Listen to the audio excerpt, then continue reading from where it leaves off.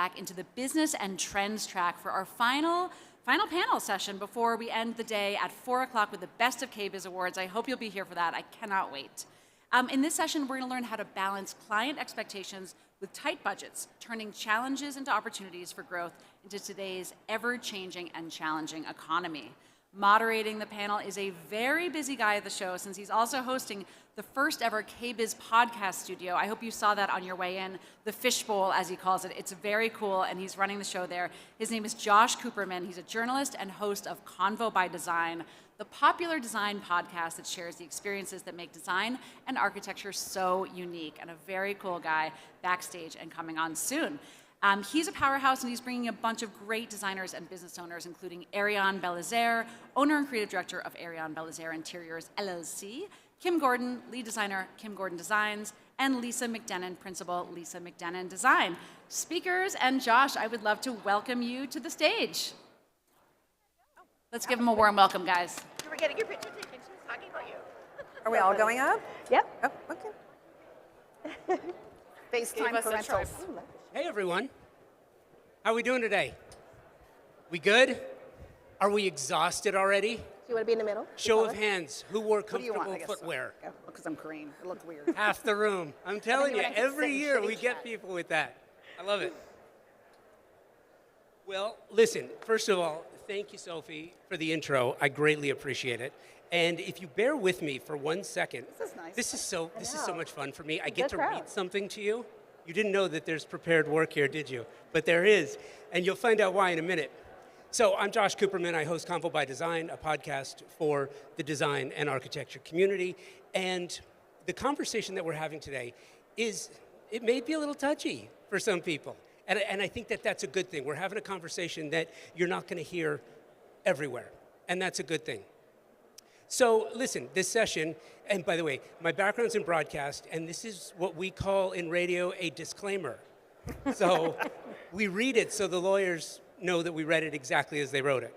There were no lawyers here, I'm just kidding. This session description for this panel is about challenges in unpredictable economic landscapes. And because of the economic and political climate that we're in today, the show would like me to read the statement, so I'm reading it verbatim. As we move into the discussion and in the Q&A portion of our time together, as part of KBIS, the next stage is a forum for insightful discussions where diverse perspectives are encouraged. Our goal is to foster thoughtful, insightful dialogue that adds value for the industry and everyone in the room. While passionate opinions are part of these meaningful conversations, we ask that all remarks and questions remain respectful. Let's work together to create an environment where ideas can be shared openly and challenged thoughtfully. We are a powerful group of industry leaders, business owners, operators, and creative visionaries. By working collaboratively, we will continue to navigate the coming economic changes and challenges as they shift and happen.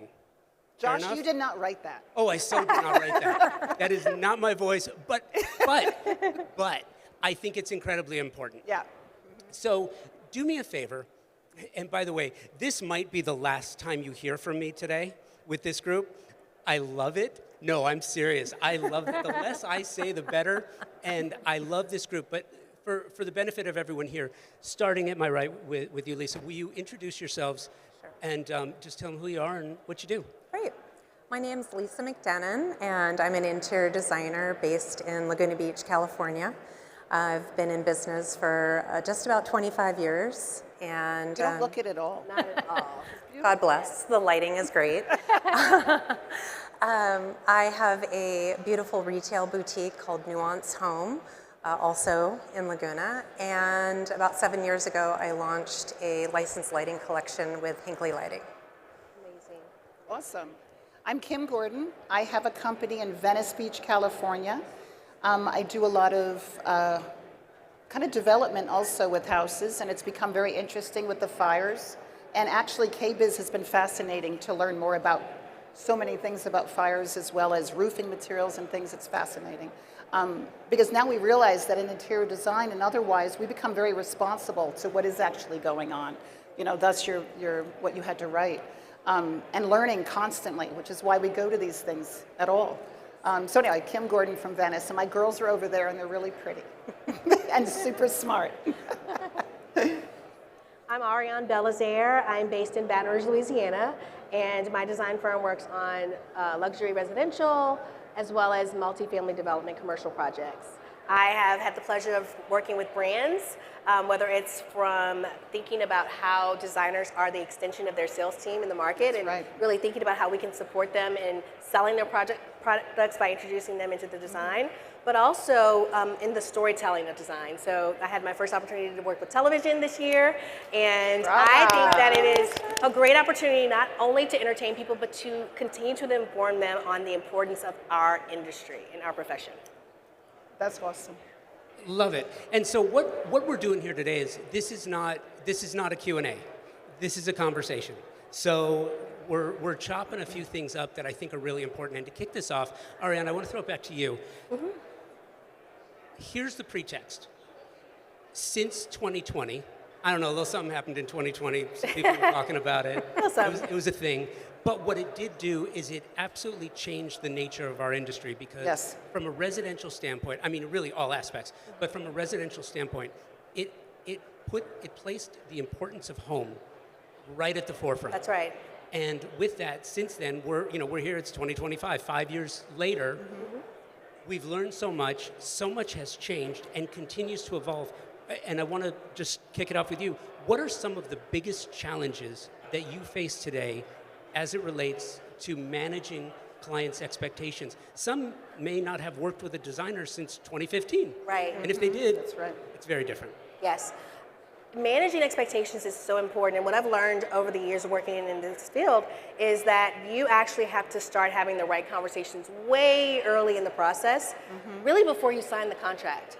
Vetting and interviewing the client while they're interviewing you is an important part of the management of the expectations. But being honest with them about what you control and what you have no control over is also important. I used to love to talk to the clients about the end goal and the dreams and keep them in that happy place. But what I've learned is it's really important to set them up for the right expectations of the pitfalls that will happen, the challenges that will happen with timelines and costs and all of those things. And I think that what happened in 2020 was people were very hyper aware of the importance of their home, what it did not only for their mental health, but also their physical health with the products that were in their home. Yes. And now we have something to lean on when we tell them it's important to bring the right things into your home, even if it's a little bit more expensive, even if it takes a little longer to get it. And I feel like there's a little bit of a grace that clients are now willing to give us because they're matching that expectation of, yes, it's gonna cost more, but it's also better for me instead of that instant gratification that they wanted before. Kim? I think it's really complicated, and I know that's another one of your questions, which is our clients now are really looking at Pinterest and Instagram as well. And I know it's probably one of your questions, but it's just that it has blown up everything. Yeah. It's just all of that just changes everything. I mean, the way that people are looking. But you're really right. It's really managing expectations in the beginning. The other thing is, how many times do we get clients that are like, I just want to do my living room, right? So they're just going to do their living room, and next thing you know it's going to be every room in the house, right? Right. And then it's the argument between the mom and the dad and the parents and this, and the kids are involved. And it's amazing what that actually means in relation to how you can communicate from the beginning. This is a fluid situation.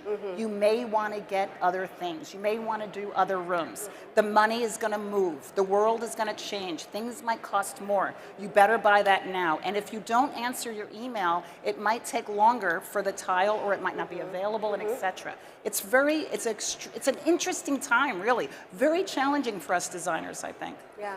Personally, Yeah. I think for me, and you touched on it, is that communication, establishing in the beginning kind of what the expectations are, what their expectations are, and what your expectations are, what you're able to provide in terms of service and product. And we always start off in the beginning with a budget. I always start with that. I've been through a couple of recessions already. And I feel like before you actually start picking material, it's important. We have, as you can see, being here at KBIS, I mean, there's thousands and thousands of products to choose from at all varying types of price points. Some of them give you the same look. And so I think that it's a matter of kind of understanding where their position is, financially, how much they want to invest, and kind of the things that are important that they want to invest in, so that as a designer we can curate those material selections to work within their budget. And then maybe they say, ooh, yeah, let's keep things a little bit tighter, so in the kitchen, so that we can save room to do new furniture in the bedroom. And design is a meandering path. That's I always the thing. say, that you want to go from A to Z, Right. but sometimes you have to veer off on these different paths, and it's a journey that you take together. It is a relationship, and with that, is just important, that constant communication, the constant touching base. I always like doing a weekly update with clients. You do too. Even if it's, just a general, hey, we've been working on this, and we look forward to talking to you next week about X, Y, Z. And I think just having that open, continual dialogue. Yeah, it's good. Did we answer your question, or did we just went? We did, right? What's that? We did a good job. I'm so used to that. So used to that. Lisa, you said something funny, that you start off with a budget. Bless your heart. Oh. Because we all know that clients will tell you exactly what their budget is. No, they won't. No, they won't, actually, and that's why I do it. That's why I do it. But sometimes I'll say to them, they won't, honestly, it's a game, because they really don't want to tell you how much money they have to Right. spend. So this is an interesting little terminology that I use. I don't say, what's your budget? But I will say, what have you set forth for the budget? Ooh. And basically what I'm trying to say to them is, what are you expecting to spend? Right. What are you hoping to spend and not spend? Because they know the whole premise. Oh, you're an interior designer, and you're gonna spend my whole budget and then some. Mm-hmm. But it's important for us to have a parameter. I don't think people know what to start with. They- right. You know what I mean? They just don't know. Right. Well, To I be will say, fair. in our process now, again, learning from lots of failures, in our process now, as a part of our onboarding interview with the client, we go through a presentation of our projects. And we say, this is what we're known for, this is our strength, this is the type of project or client that we know we can serve really well. Let's go through some of our projects, and let me just tell you some of the price points of those projects, because if they came to me for my portfolio and they like my work, it's a calibration point for them. We also then finish that presentation by saying, and so our clients that get the best experience with us and the best output, who are looking at a renovation project of about this square footage, the average cost of that project historically has been boom. New construction has been boom. And so by giving them those kind of calibration points, you can tell when someone's like, ooh, I'm going to figure out Where's this the is door? my exit. And you want that. You want that before you sign the contract, right? You want to make it okay. It is okay if I am not for everyone. There is someone who wants to do your project. And I think by setting it up as this is who we serve really well, it centers them, right? It centers the client, and it says we're just looking for people who need what we're selling, and that's how we manage that expectation about the And budget. that's really an interesting point, because we're so custom. Like in my office, That's we're right. so, right? And then even though I'm kind of sometimes, and I'm so curious how you do this, because I want to introduce what I do, or say, for instance, I'm known for integrating gardening and landscaping and things. And I want to talk to people about that, about how important all of that is. But if I show them all of my work, work is so individual, and it depends on the budgets of the people, and they might pigeonhole us. I'm from Venice, right? So that meant a lot of my work was super boho. So I had some people that were looking at my work going, oh, she's boho. She doesn't know how to do this. So I started to kind of hesitate a little bit, like, hold up. I do like a lot. I'm a magazine, right? Like, we have everything, you expose. And it's really about sort of dialing into the human that you're talking to and understanding where they're at, and then it's the mystery money. Oh my God, the money. I think it's critical and crucial, and I want to ask you about how the manner in which you deprogram your potential clients. If there's a client that you've worked with before, a returning client, you've programmed them, they've been indoctrinated into the way that you do what you do so well. Yeah. But if you find someone new, they're going to tell you all the things that they love about Pinterest and all the things that they That's love about right. Instagram, and they're not going to tell you what their budget is. Oh, you know what's even better? When they get a girlfriend. You know, you got this great guy, you give him a great price, you're like, this is how much it's gonna cost. And then all of a sudden, he's great with everything, right? He loves it all. Oh, it's great, buy it. Yeah, and all of a sudden, wait, what's this? And you start to get a little flag. Uh-oh, he got a All right, girlfriend. so wait a minute. What's worse, Someone else is Pinterest or looking. a girlfriend? Now you're creating more Or anybody. problems. Now you're creating more problems. The question Right? is, how do you deprogram them? Right, So exactly. so that they, and serious, how do you deprogram them away from social media to understand that, yeah, they can trust you with the budget, because hard. you're not gonna say, okay, what's your budget? Okay, it's $2 million. Great. This is a design for $5 million. It's like, you Right. know what, that's not fair. Or even to come right up to it with no wiggle room for something that they may want to add later, that's not fair either. There has to be this trust. How do you manage the deprogramming and the building of trust to sort of address those expectations and knock down some walls in advance? Yeah. Well, I love Pinterest. I love Instagram, so I kind of embrace it in the sense that, I utilize it for a lot of resources and inspirations, and I think it's great that clients do too, but I'll tell them, send me a few of your favorite things and tell me why.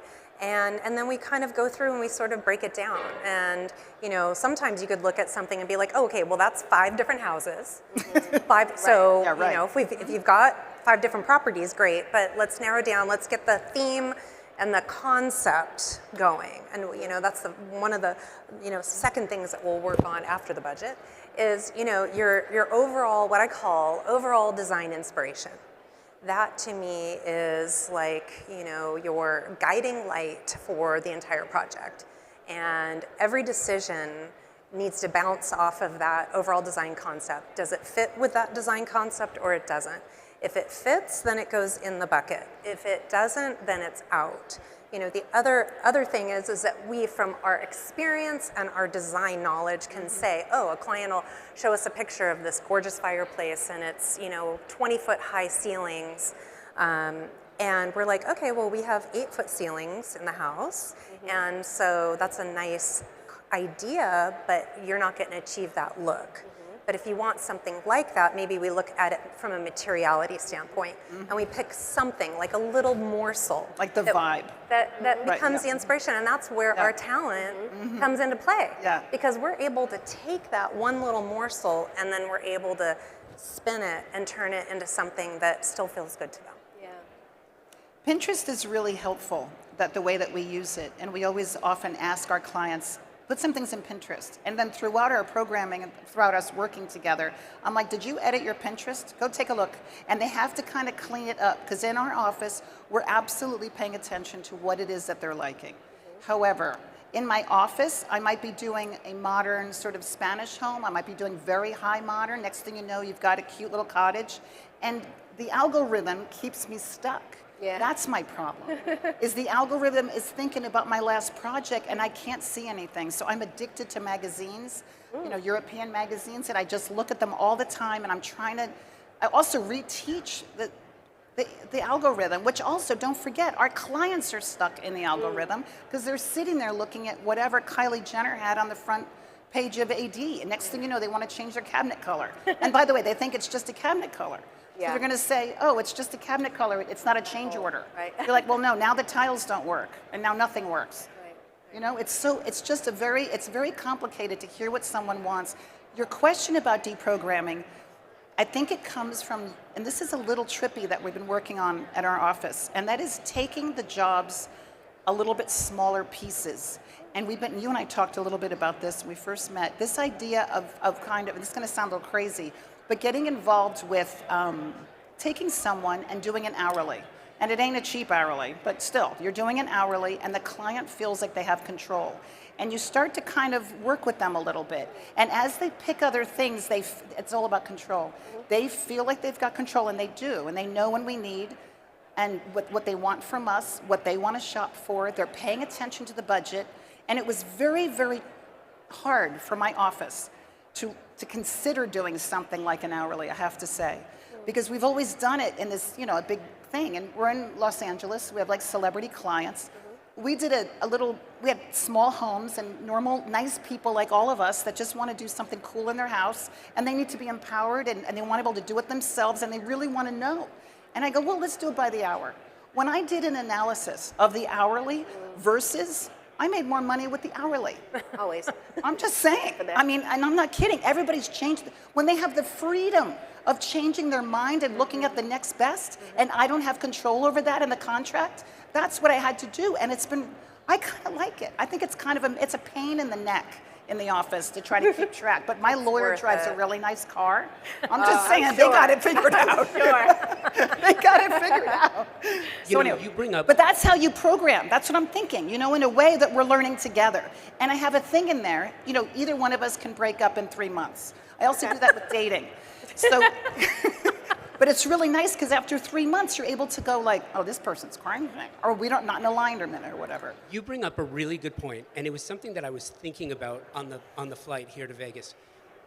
There are a number of high-profile lawsuits that are happening right now, and don't worry, I'm not putting anybody on blast. I'm really not. But I think the nature of these particular lawsuits is really important for what we're talking about here, managing expectations.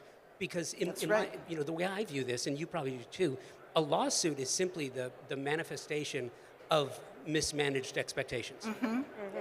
Yeah. Fair? Yes, Yeah. very fair. A lack of communication in one way or another. In one case, there's a famous athlete and designer, and the contract just did. I didn't read the contract, but I read the brief. I read the case itself. What case, Josh? I'm not saying. I'm not. But what I will Google it. But what I will tell you is there was definitely a lack of communication from the very beginning. Things that went into text. Let's talk about communication.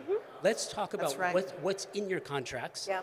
And I am going to say, look, we've never worked together, as I've never been a client, but I'm going to imagine that your contracts are bulletproof because your lawyer drives a really nice car. I had to change it. I didn't understand it. And also that brings us right into insurance, doesn't it? Because you have to have certain types of insurance. Wait a minute, time out.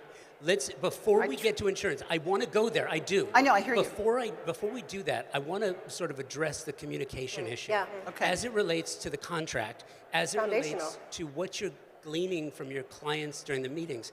How do you approach the legal side? Communication is the key to everything. And as designers, especially if you run your own firm, you have to know that you have to be willing to put the time into thinking about the experience from the client's perspective. Whatever gaps of knowledge they have, you want to spell it out. Whatever they may get confused over or you've seen in the past has become an issue or challenge, you want to think about making sure it's addressed in your contract. Our contract went from when I first started my business, a page, because I was like, oh gosh, I'm just so excited somebody's giving me a check. I don't want them to get second thoughts. So 1 page, initial, and then we're good. Right. It's 21 pages now. Yeah, exactly. It is 21 pages. Because over the time that I've done this, I realized that you have to make sure that you are over communicating.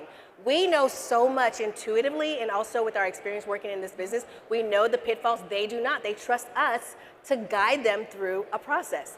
We align our contract with a process that they can understand like a 5-year-old. We literally have. Do you have like a top sheet, and then you have the 21? Well, we have pages an actual presentation we go through. So I told you we do the presentation with "Are you interested? Are we interested?"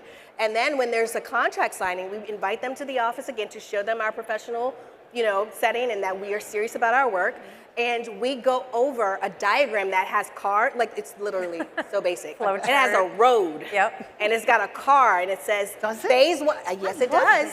Phase 1. Same. It's onboarding. This is what's happening. Yes. This is what we're Same. doing. Because in their mind, they're like, I'm getting a bill and I don't see we are working. Happy bees, working. This is also the perfect time for you to be on Pinterest. Yes. We are still learning. You see when that car moves to phase 2? We're concepting. That's right. Some things doors closed. This is also where we have a clearer understanding of the budget. We gave you a spitball, but we didn't know the scope. We've had time together now in the concept phase. We know how many rooms we're doing. You came to us not wanting to show us all your car. You said, maybe a bathroom. Now we got 5 rooms.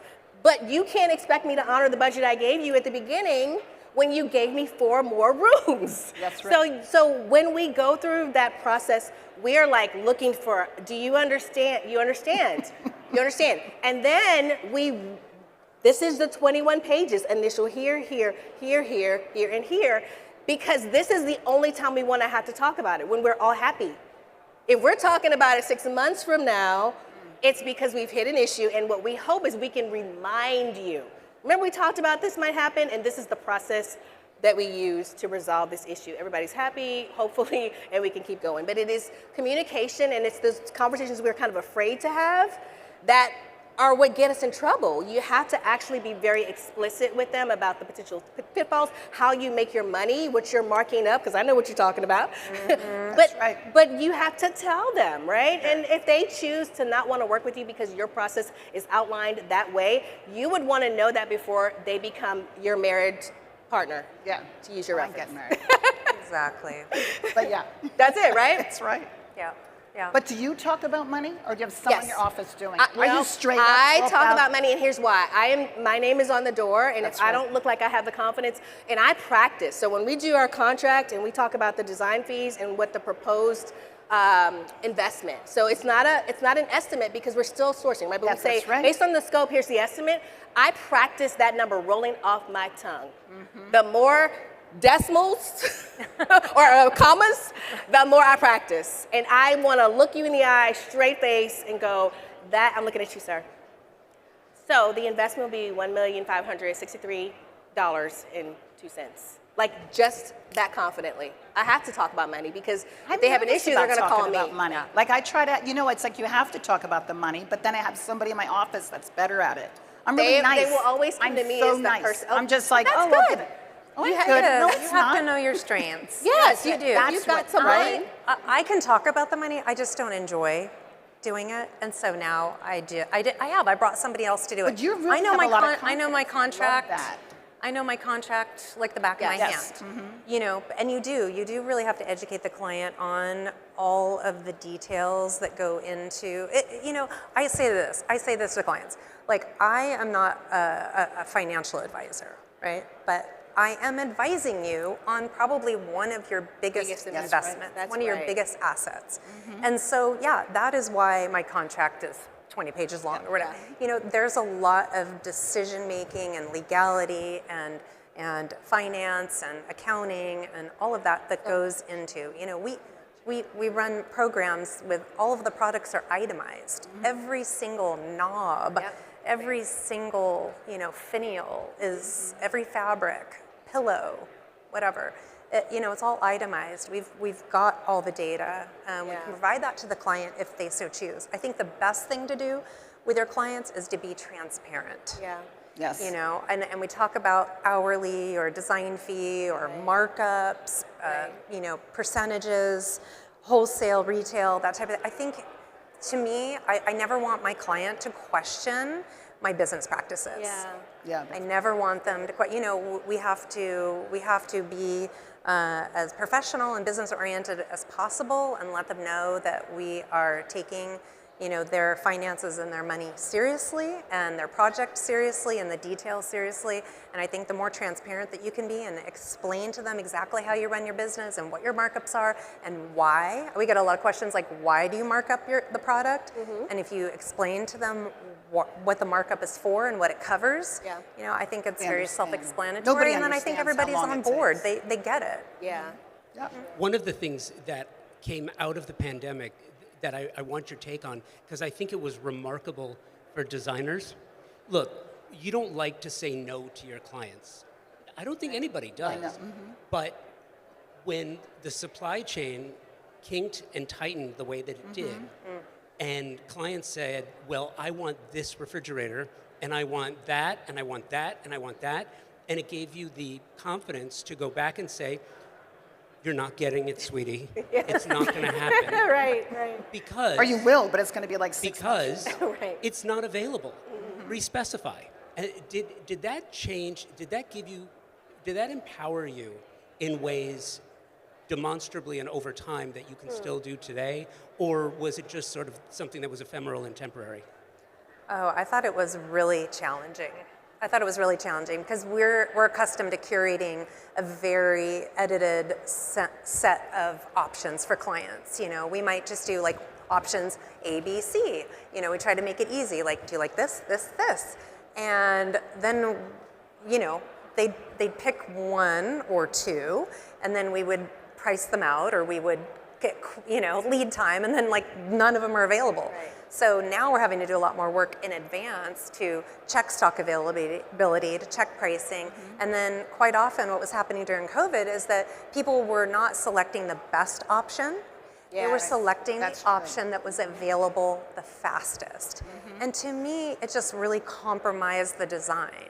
And then you're, you know, as a designer, I'm beholden to, oh, well, what can we get fast? What can we get fast? Like, what's available? What's in stock? What's this? And that's not really, that's like the tail wagging the dog. That's really not how I feel the best design is, you know, going to come about. And so then it was the question of, okay, do you want it now? This is what you can have now, and this is how much it is, or you could have this, but you need to wait. And I think that's a better conversation to have. I think it's a good conversation to have. It's just, I think that is a better conversation. Yeah. I have to say that when COVID first happened, it was horrible, and it was really it was terrible. It was like, oh my God, what are we gonna do? And then I really embraced it, and I dug deep into Etsy, and I dug deep into everything to find amazing makers that were everywhere, that were able to create things and make things. It exploded my mind. But really, I just started going like, wait, it was very flexible, and design is flexible, and the world has to be flexible. And I went to the client going, blah, blah, blah. Well, how about if we do this? So, and then we were able to kind of, it was very difficult, and then it was amazing. And now I'm working with these outstanding makers everywhere. And these, I mean, really, and I was able to have some custom things made and think more. I designed differently. It was, in the end, even though it's kind of wacky to say, I learned a lot about me as a human being, how my office is, and what actual flexibility and kind of boots on the ground, figuring it out. And it was hard, but I'm just saying, once you got over it, you know, I learned a lot. Yeah, but I'm wondering, is that a lasting idea? Yeah, Was that a trend, or was it trendy, or was it trending, or is it now established? It's much easier now. But I still utilize those people, but now I'm able to get, like, I can now get the correct pulls. I mean, you couldn't get any hinges. Remember that? We were having cabinets made in Los Angeles, and I was buying a whole bunch of, it was crazy. You're finding people in, like, Germany that were making cabinets in their basement, and then you had them send you their hinges. That type of stuff was happening, and obviously that's easier. So no, but I do have the confidence now to know that when something is thrown at us, that we're going to be able to figure it out. Like, you got to go, I got this. Like, I got the next influenza. Well, and I ask that particular question. Yeah, it's hard. Because for the conversation that we're having here today about managing client expectations, you think about it in different terms. When a kitchen used to be 3 appliances put in a triangle, and it's the room where everybody got together and talked and ate and did their stuff. Kitchens that's not a kitchen anymore. Like a kitchen, you have all your appliances that you used to have. Some are still on a triangle, some are on a zone. Most clients, I don't think, you tell me, but I don't think most clients could tell you the difference between a triangle and a zone and how they perform. But now you've got a scullery, and you've got a butler's pantry, and you've got a wine bar, and you've got a coffee bar, and if it's in an adult use legalized state, you've got a weed bar. You got the grow room. I had the grow room on the bottom of one of my islands. I mean, it's Venice.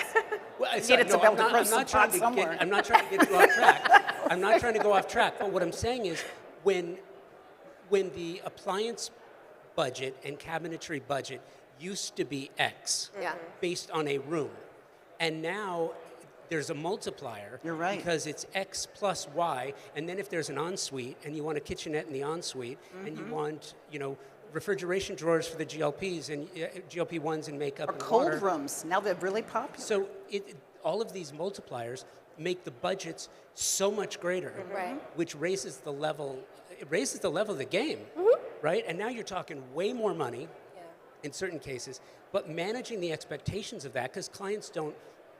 I'm not speaking for them, but I don't feel like they understand, and it's your job to explain it to them.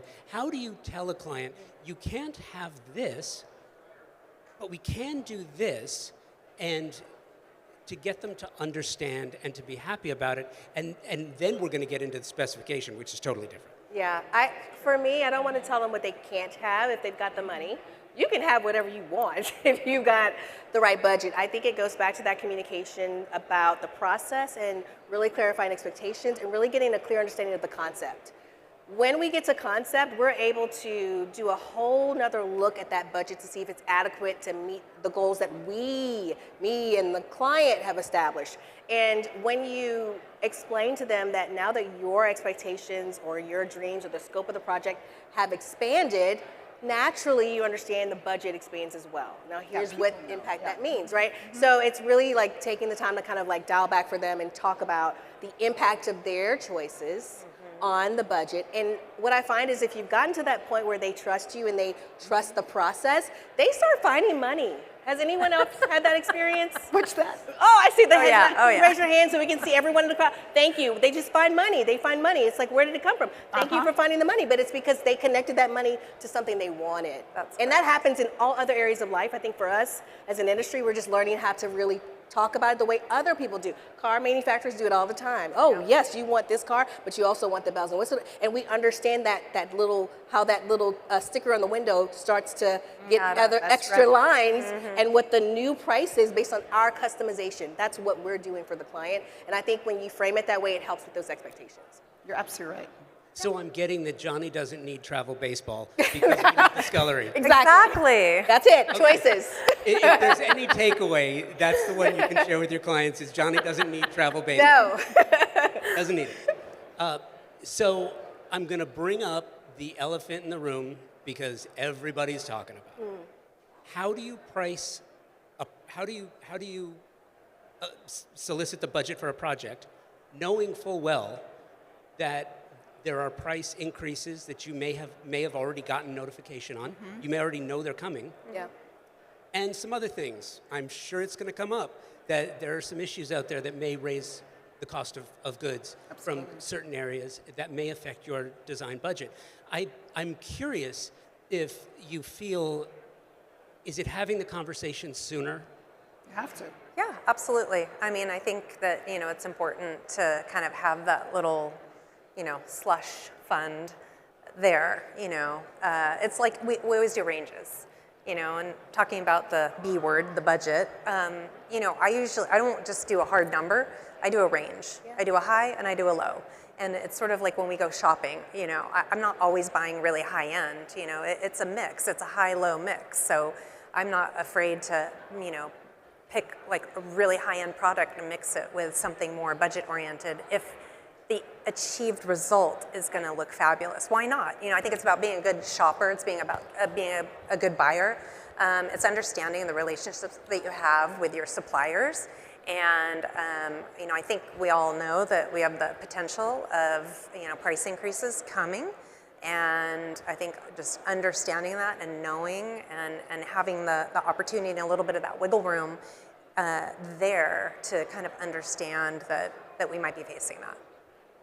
I think what we did was we just added a line, like almost a paragraph now with that ever-expanding contract. Right. That now, it used to be, right, it used to be what, acts of God? Remember that terminology? It's almost like, and by the way, if things change, I mean, that's what it is. And everything, and I'm going back again to the small pieces or the hourly, or the idea of taking things in smaller chunks, because they're watching it with you in live, and they have control over it. And as you're sitting there talking about an expanding kitchen, then the next word is, well, by the way, that's coming from this other country that might be having an issue. We're just going to either buy that right now, like you have to tell me now, because we have to buy it, like, or whatever it is, right before it hits, or find out if it's warehoused somewhere, or try to beat it.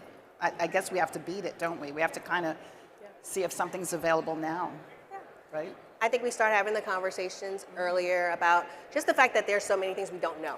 Yeah, that's right. Just being honest and saying we don't know, and this is new for all of us. And as we navigate this, we're going to try to do our best to communicate to you what we do know when we know it, and to honor and respect the range you want it to be in.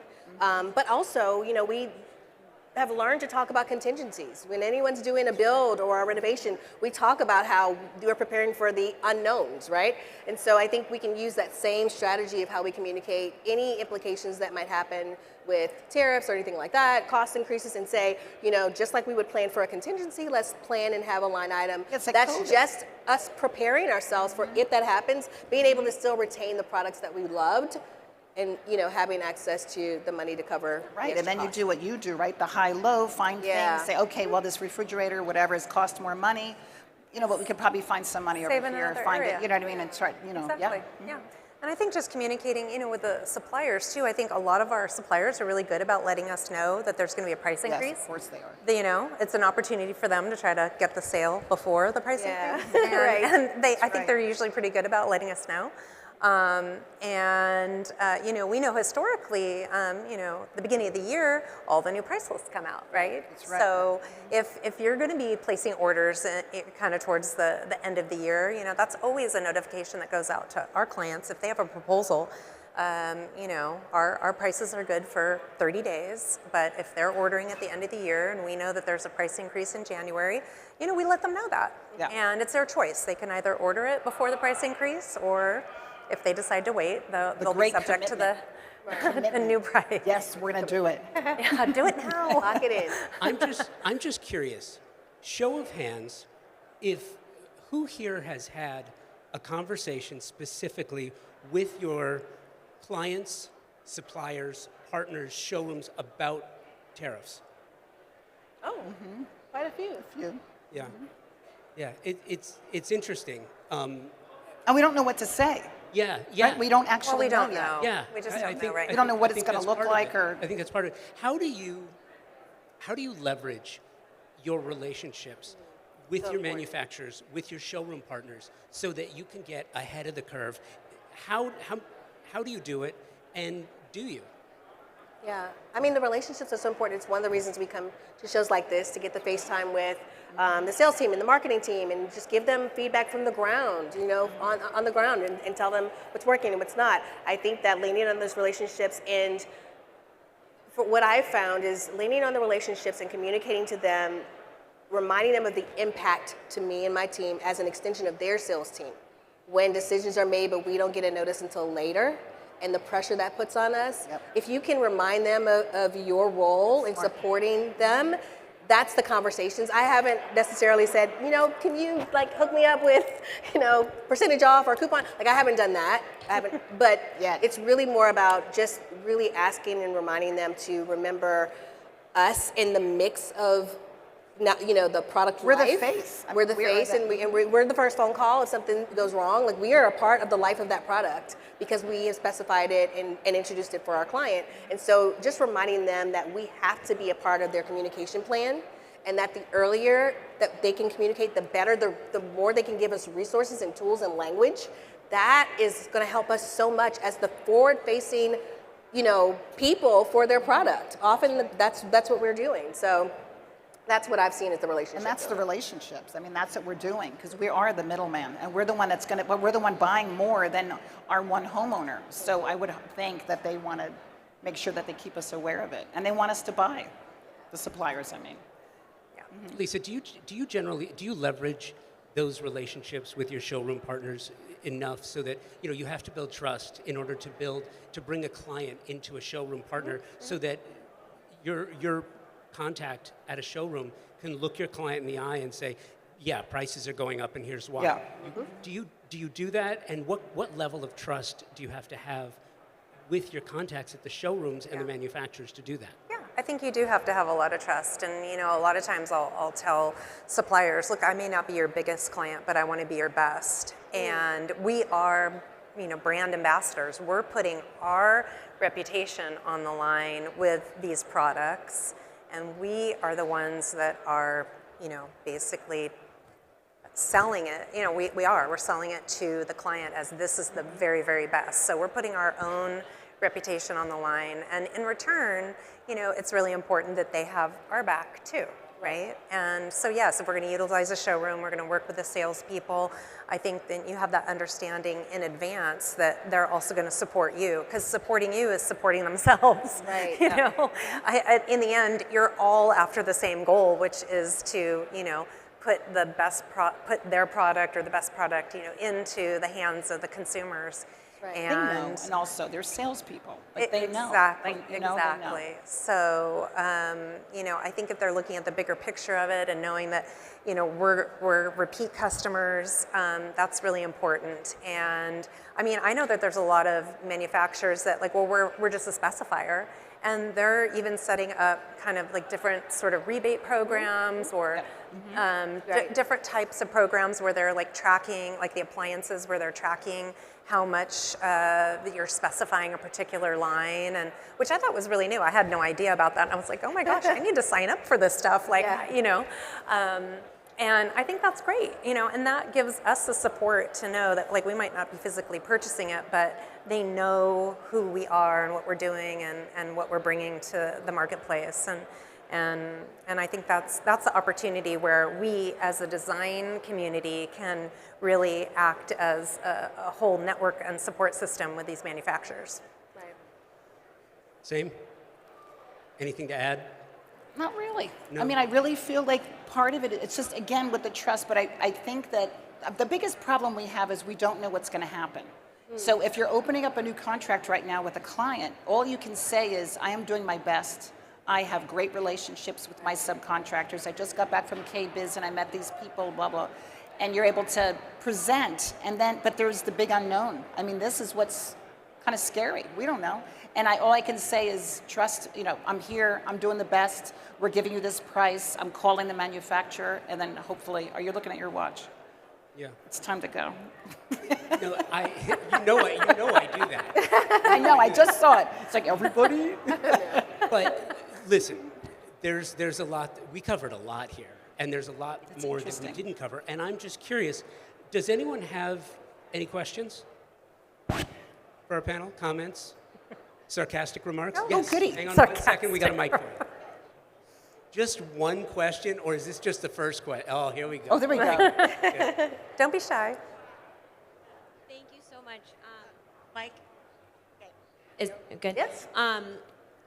When you do have a client that you realize is not a good fit, can you talk about how you do break up with them and how that goes? You ghost them, you know. That is a great question. You just don't call them. Great question. Thank you for leading us off with a home run. That is excellent. a great question.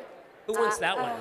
Gosh, I've had to do that before, and that is hard because for me as an overthinker, overanalyzer, and a person who always thinks, well, maybe, you know, is there something I missed? It's your ego, too. Right. Feel I bad. think that for the times that I've gotten to the point, and there haven't been a lot, but they are painful, and you remember them. The handful of times that I've had to walk away from a project, it was because, number one, I knew that I had explained the expectations, explained my expertise and what I was bringing to the table and who I served best, and the client revealed later that they were not aligned with those same values, and I was never going to change them, no matter what my process was. Right. And it would be detrimental to me and my team to continue to work with them for morale, for the fact that we would probably be in it for 10 years, never finishing and never getting a photograph. Right, You know, that's it. and so when That's you it. look at like the long-term gain, and it feels like your piece is more valuable than just sticking it out to say you did, that's when you have to have the courageous conversation. And it's, for me, it is a very direct, we need to have a conversation. And nobody else is gonna have it for me. I'm gonna have it as the person whose name is on the door, because I want you to know from the top to the bottom, I'm representing the organization and I'm telling you that these are my values and this is not gonna work. And even if that means that there's a loophole in my contract that I didn't cover something and I owe you money, I'm happy to give it to you, give it back to you. Because it's not worth my piece to, you know, y'all get it, right? Like sometimes you just want to be able to sleep at night, and even if I got to That's pay it. you back, here you go. I mean, there's However, always if you have a good contract, you won't, sorry, but No, you're just right. know, you got a good contract, you'll never have to give money back. That's all I want to say. Right, That's all I because want in to the say. beginning, you're right, because if you're able to say in the beginning, this is very personal. I'm going to be like literally choosing your underwear drawer. Right. Like, right? I'm going to be designing these things. I'm right in there. And if it doesn't work out, we have to be really adult about it. Sometimes it just doesn't work. You know, it's rare, but but sometimes you just have to do a really good job. I mean, are you suffering? Are you just, can you sleep at night? I mean, it's bad. She wasn't suffering. She just wanted to leave. No, I know. She just Hopefully wanted that to answered the question. we gave her that question. Thank you for that. All right. We threw her a fortune Leanne, cookie where are with you? that question. No, but you cannot sleep sometimes. Where's the dude? Hi. Oh, okay. I'll start. Hi. Hi. Hi. This is more of a comment than a question. Okay. But I just wanted to elaborate on something. You've been talking a lot about presenting price and talking about budget. And what I do is I help designers present and sell their work better. And I think it's just very important for everyone to know and be aware of the fact that they should not be afraid of presenting the price on That's a project because the choice to buy into the project by your client is a purely emotional choice. And if they buy into what you have done for them, what you've presented them, and they made the emotional decision to go ahead with things, the more they like what you've done, the less relevant the dig price it. becomes. Yeah. Thanks. Yeah, it's good. Thank you. Yeah, for sure. Any more? I think we've got one over there. Look, there's- Right here. oh.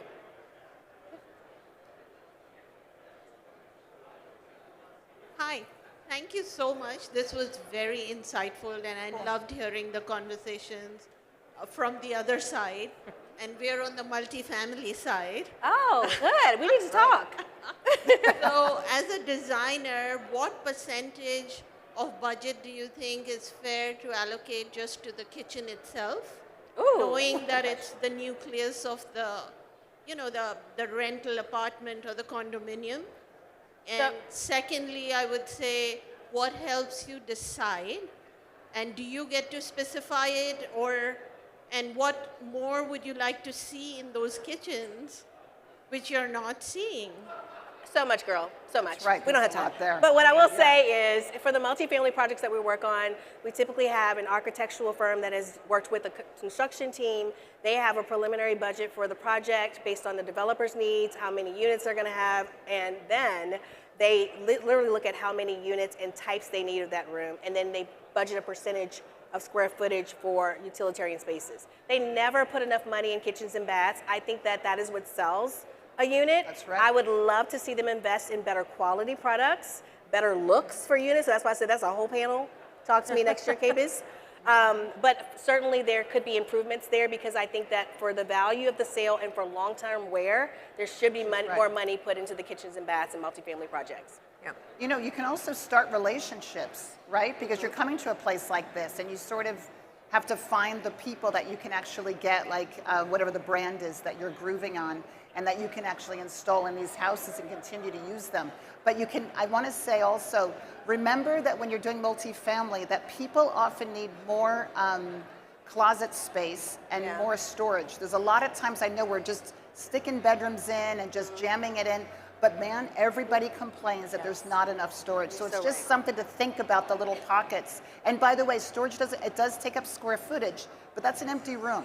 Right. That is just shelves. So in relation to your money, you're paying a little bit of attention because when we're looking at spaces, I want to be able to put my stuff in there. Right. I I love got it. a lot of stuff. I think we have time for one more. If there's one Look, she's more, right back all the way in the there. back. She's- Where's she at? She I is see like, her. Oh, back. jump up and down. Go, go, go. Good.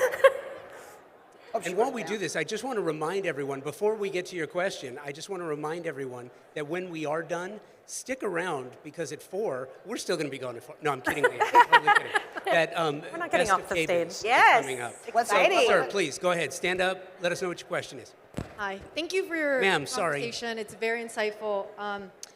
I was wondering, in this economic climate, how much risk do you feel like you've been able to take with new products, more innovative, experimental approaches versus falling back on the same set of products that you've already been using in your designs? That's a great question. That's a good question.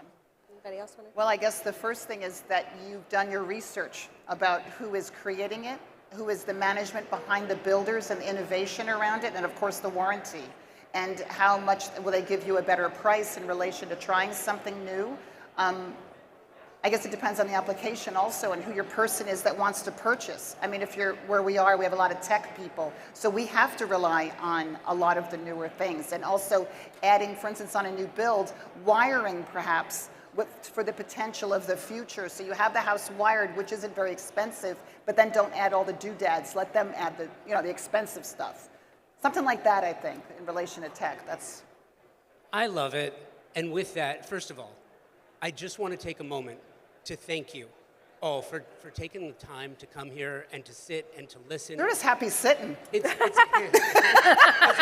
I mean, everybody's feet's hurting. They just want to sit. Because it's important.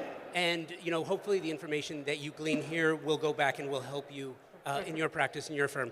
Thank you so much. We love you, Josh. You're so you. good. You are the best. And thank you for doing this. Thank you for sharing your gifts. KBIS, thank you for having me out. Thank you for having us out. So great. And again, thank you again. Enjoy the rest of the show. Thank y'all. Thank you.